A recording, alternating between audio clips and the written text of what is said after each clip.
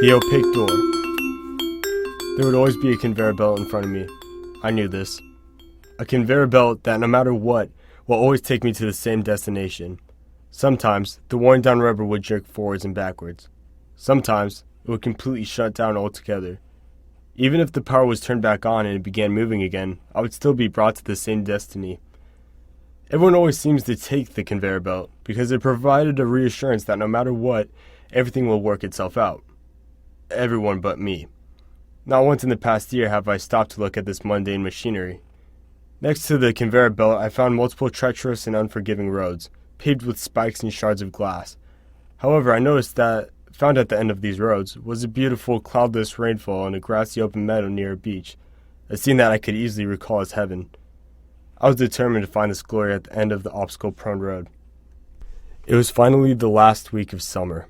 The air blew calmingly. Birds found the highest branches to rest in, and the clouds never blocked the sun.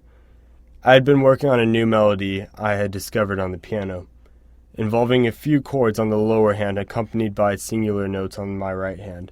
The notes sounded like water gliding on a cool surface of marble, coming together so gently in a harmonious rhythm. It was about this time that my friend, Edgar, introduced me to a digital audio workstation called FL Studio. I began to put my chords and single notes into each key, filling the void slowly through intricate colors and patterns. The notes once again began to flow into one another, this time a continuous line of electricity between two poles. I began to stack synthesizers onto each of the piano chords, a sound reminiscent of the first song I couldn't stop listening to. My friend and I, after weeks of producing the song, finally finished the final product. It was a song I was more than proud enough to call my own. It wasn't until recently that I have come to face the hardships of what this career path could be leading to. We began to send the song into EDM blogs, new producers, old producers, record labels, and anything we could get our hands on. Hardly any of them have gone back to us, and most of them have declined us politely.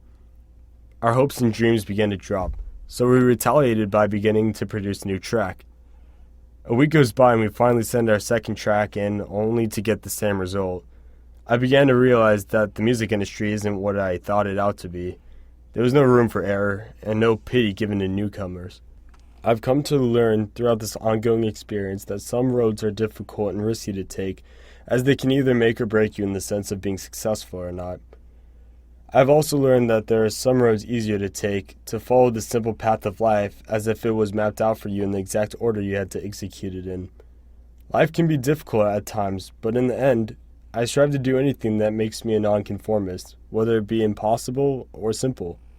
After all, conformity is the self-betrayal of one's well-being.